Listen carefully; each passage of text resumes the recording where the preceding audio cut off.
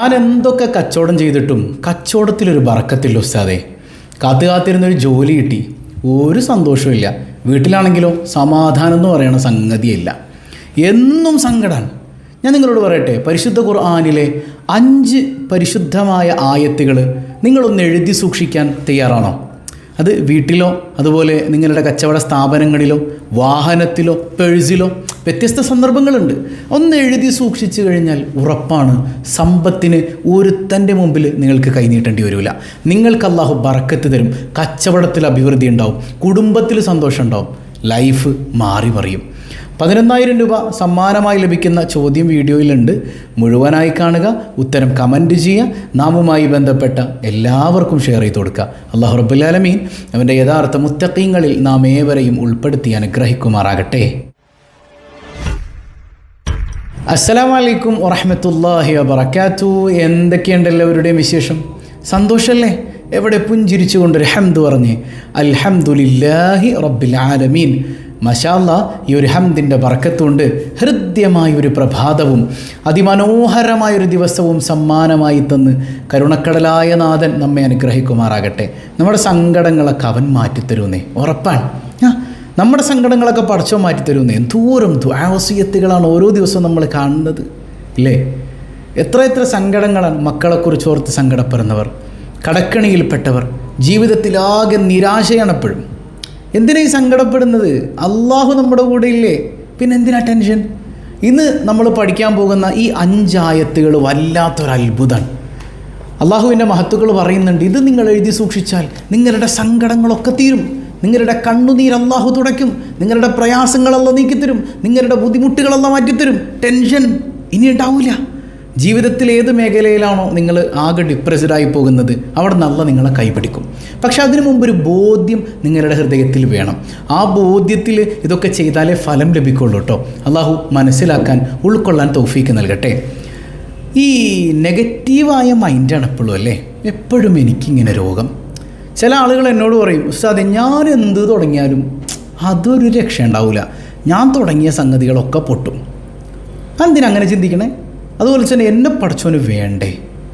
പടച്ചോന് എന്നെ മാത്രം ഇട്ട് ഇടങ്ങേറാക്കിയാണ്, എനിക്ക് മാത്രം കടം. അതിലൊക്കെ നോക്കിയേ, അവർക്കൊക്കെ ഭയങ്കര ഹാപ്പിനെസ്, എനിക്ക് മാത്രം സങ്കടം. എടോ, ഒരു കാര്യം നമ്മൾ മനസ്സിലാക്കേണ്ടത്, വൽ ഖദരി ഖൈരിഹി വശർരിഹി മിനല്ലാഹി തആല. നന്മയും തിന്മയും അള്ളാഹുവിൽ നിന്നാണ്. നമുക്കൊരു ധാരണയുണ്ട്, ചിലർ മനസ്സിലാക്കി വെച്ചിട്ടുള്ളത് നല്ലതൊക്കെ പടച്ചോൻ്റെ അടുത്തുനിന്നും മോശമായതൊക്കെ ശൈത്താൻ്റെ അടുത്തുനിന്നും. അങ്ങനെയല്ല, മനസ്സിലായോ? നന്മയും തിന്മയും അള്ളാഹുവിൽ നിന്നാണ്. നമുക്കറിയുന്ന പടച്ചോൻ ഏതാ? റഹ്മാനായ റബ്ബേ എന്ന് നമ്മൾ വിളിക്കാറുണ്ടോ? ഇല്ലേ? വിളിക്കാറുണ്ട്. എന്നെങ്കിലും എന്നെ ഇടങ്ങേറാക്കണ പടച്ചോനെ എന്ന് വിളിച്ചിട്ടുണ്ടോ? എന്തൊരു വർത്താനമാണ് ഉസ്താദേ. അള്ളാഹ്ക്ക് അങ്ങനെ ഒരു പേരുണ്ട്, യാ അല്ലാഹു, യാ അല്ലാഹ്, ബുദ്ധിമുട്ടിക്കുന്നവനായ അള്ളാഹുവേ. ഇപ്പോൾ ബുദ്ധിമുട്ടിക്കുന്നതാരാ? അള്ളാഹുവാണ്. നമുക്ക് ഒരു പേരറിയാം, യാ മുഇസ്സു യാ അല്ലാഹ്, എനിക്ക് അഭിമാനം തരുന്ന, അന്തസ് തരുന്ന അള്ളാഹു എന്നാണ്. എന്താണ്? എനിക്ക് അന്തസ് തരുന്ന അല്ലാഹ്, എനിക്ക് അഭിമാനം തരുന്ന അല്ലാഹ്. എന്നെ നാണം കെടുത്തുന്ന പടച്ചോനെ എന്ന് നമ്മൾ വിളിക്കാറുണ്ടോ? അള്ളാഹ്ക്ക് അങ്ങനെ ഒരു പേരുണ്ട്, യാ മുദില്ലു, എന്നെ നാണം കെടുത്തുന്ന പടച്ചോനെ.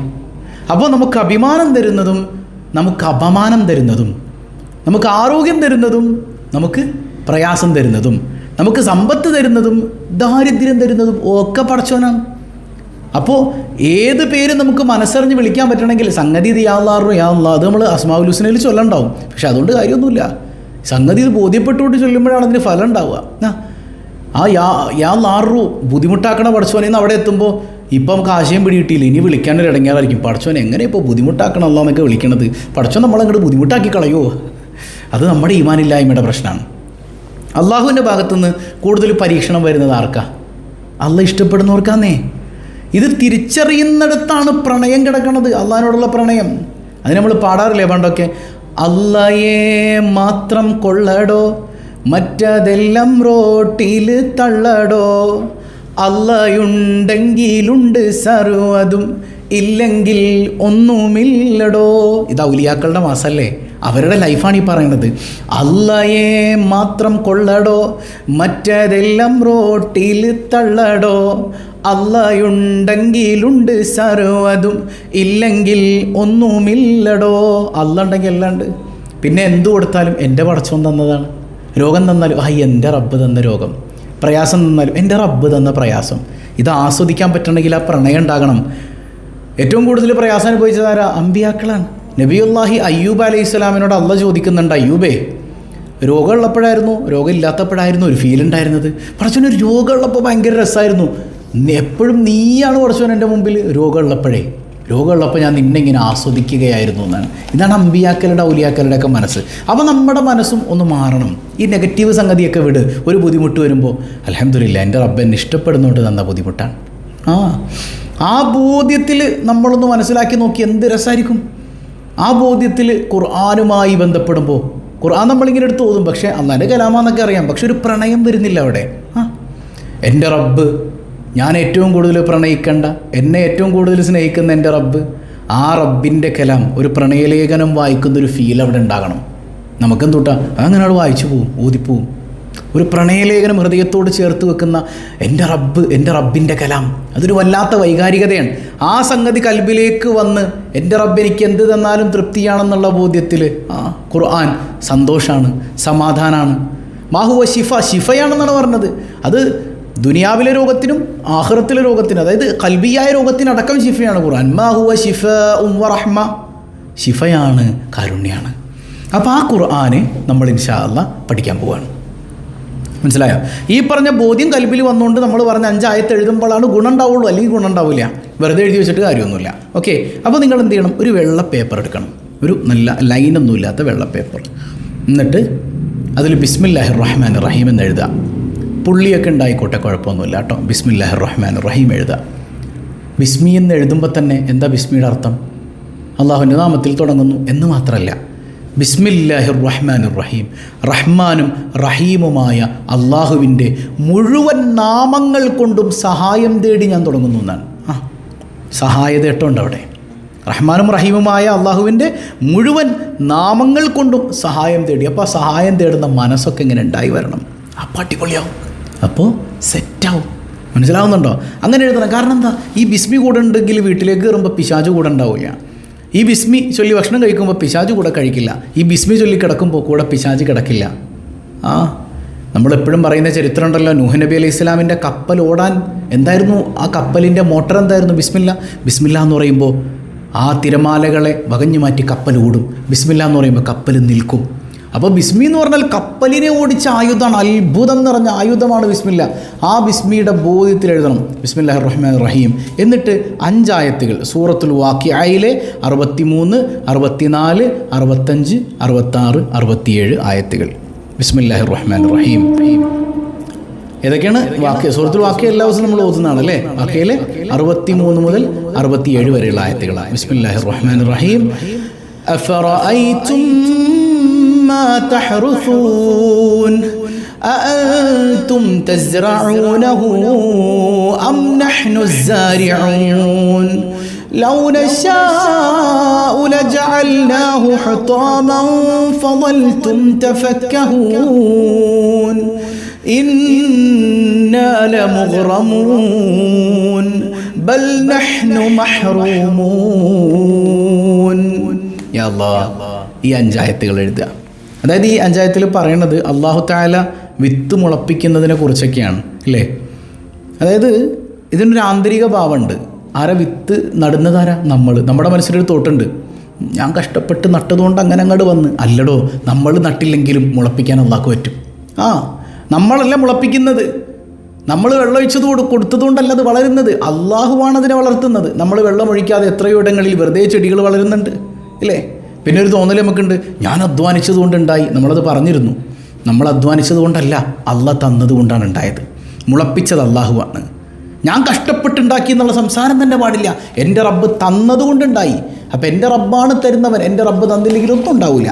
അതിനർത്ഥം കഷ്ടപ്പെടണ്ടെന്നല്ല, അത് കാരണം മാത്രമാണ്. അപ്പോൾ ഞാൻ കഷ്ടപ്പെട്ടത് കൊണ്ടുണ്ടായി എന്നുള്ള സംഗതി മനസ്സിൽ വരാനേ പാടില്ല. തരുന്നത് എൻ്റെ റബ്ബാണ്. അപ്പോൾ കച്ചവട സ്ഥാപനത്തിൽ ഞാനിങ്ങനെ കഷ്ടപ്പെടുന്നു, നീ കഷ്ടപ്പെട്ടോ? നീ കഷ്ടപ്പെട്ടാലുണ്ടാവും എന്ന് പറയാൻ പാടില്ല. നീ കഷ്ടപ്പെട്ടതുകൊണ്ട് അള്ളാഹ് തരും. മനസ്സിലാവുന്നുണ്ടോ? തരുന്നത് അള്ളാഹുവാണ്. കച്ചവടം തരുന്നത് അള്ളാഹുവാണ്. സമാധാനം തരുന്നത് അള്ളാഹുവാണ്. ബറക്കത്ത് തരുന്നത് അള്ളാഹുവാണ്. മക്കളെ തരുന്നത് അള്ളാഹുവാണ്. എല്ലാം തരുന്നവൻ റബ്ബുൽ ആലമീനായ അള്ളയാണ്. ആ ബോധ്യത്തിൽ ഈ 5 ആയത്ത് എഴുതിയിട്ട് നിങ്ങളൊരു പേപ്പർ മടക്കി വീട്ടിൽ ബറക്കത്തിനാണോ, വീട്ടിലെവിടെയെങ്കിലും സൂക്ഷിച്ചു വെക്കാം, ബറക്കത്തുള്ളൊരു സ്ഥലത്ത്, ഹൈറായ സ്ഥലത്ത്. ഇനി ടാക്സിയോ വല്ല ഓട്ടോറിക്ഷയൊക്കെ ഓടിക്കുന്നവരാണെങ്കിൽ വാഹനത്തിൽ ഏതെങ്കിലും മുകൾ ഭാഗത്ത് സൂക്ഷിച്ചു വെക്കാം, കച്ചവട സ്ഥാപനത്തിൽ സൂക്ഷിച്ചു വെക്കാം. നിരന്തരം യാത്രയുള്ളവരാണെങ്കിൽ പേഴ്സിൽ അത് മടക്കി സൂക്ഷിക്കാം. അങ്ങനെയൊന്ന് ചെയ്തു നോക്ക്. ഈ പറഞ്ഞ ബോധ്യത്തിൽ ഒക്കെ ചെയ്യണം കേട്ടോ, നല്ലതിന് ഫലം ഉണ്ടാവുള്ളൂ. നിങ്ങളുടെ ലൈഫിൽ അതിൻ്റെ ഒരു സുഖം നിങ്ങൾക്ക് അനുഭവിക്കാൻ പറ്റും. അള്ളാഹുവിൻ്റെ ഇമ്മത്തുകൾ പഠിപ്പിക്കാൻ പടച്ചോൻ തൗഫീക്ക് നൽകി അനുഗ്രഹിക്കുമാറാകട്ടെ. രാത്രി 7:15 മജ്ലിസിൽ പലരും പങ്കെടുക്കുന്നില്ല. കറക്റ്റ് പങ്കെടുക്കണം കേട്ടോ, നഷ്ടപ്പെടുത്തി കളയരുത്.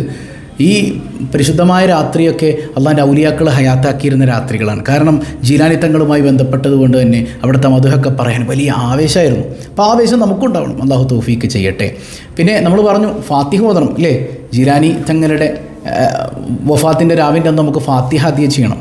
അപ്പോൾ എല്ലാവരും ഫാത്തിഹ ഏറ്റെടുത്ത് ഓതുക. ഇന്നലെ നമ്മൾ പറഞ്ഞതുപോലെ തന്നെ കഴിയുന്നത് പോലെയൊക്കെ ഫാത്തിഹ ഏറ്റെടുത്ത് ഓതുക. അള്ളാഹു അതൊക്കെ ഭംഗിയാക്കാൻ തൗഫീക്ക് നൽകട്ടെ. ഇന്നലെ നമ്മൾ ചോദിച്ച ചോദ്യം എന്താണ്? മുഹീദ്ദീൻ മാലയുടെ രചയിതാവ് ആരാണ്?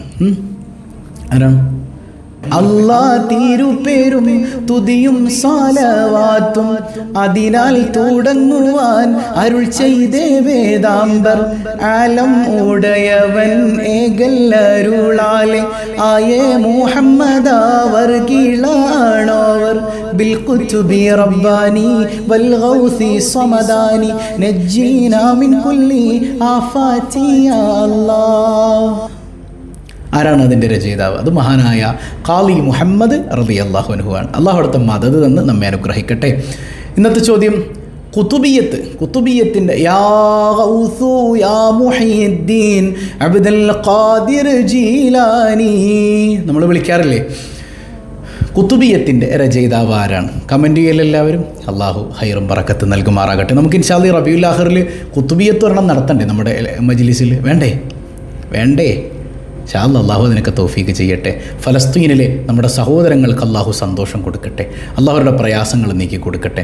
പതിവായി ചൊല്ലുന്ന ദിക്ർ സുബ്ഹാനല്ലാഹി വബിഹംദിഹി അദദ ഖൽഖിഹി വറിളാ നഫ്സിഹി വസിനത അർശിഹി വമിദാദ കലിമാതിഹി.